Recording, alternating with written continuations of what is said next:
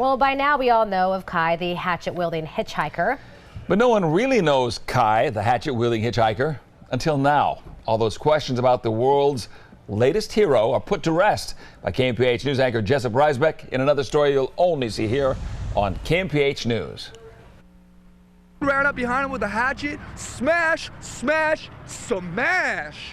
That is how the world has come to know Kai, the hatchet-wielding hitchhiker turned internet sensation.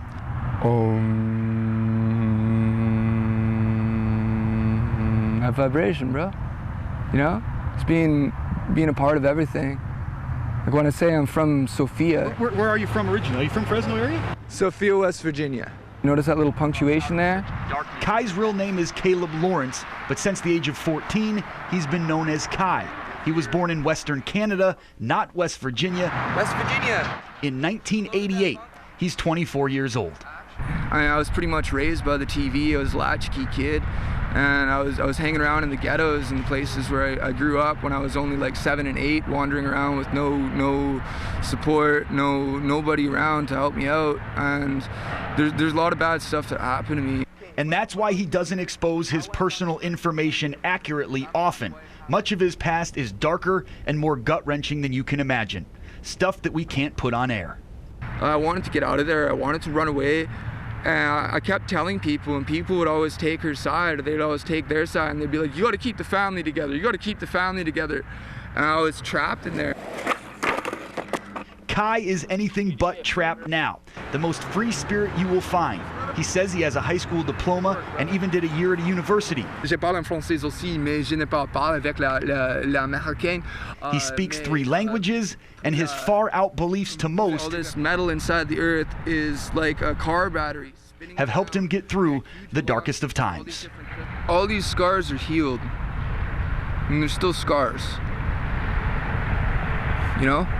I don't want to go back to being a certain way.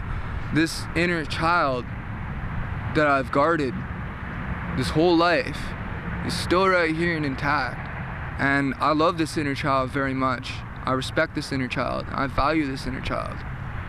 And I am the dad that I always wanted. I go out camping all the time.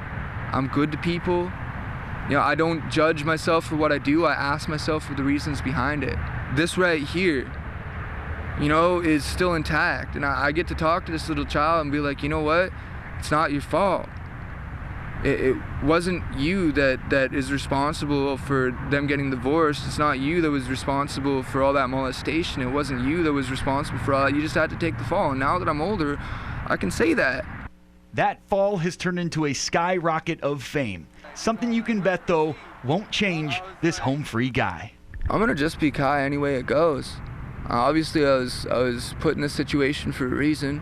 I would hope, I do hope that people don't become obsessed about this, because there's still so much more that we can do. Did Kai save lives that Friday in Fresno? I guess we'll never really know. But a guy who in the eyes of society has nothing risked everything to try. And that is why much of the world considers him a hero. Feel strongly about yourself, because it's just an echo of what's inside of you. Jessob Reisbeck, KMPH News.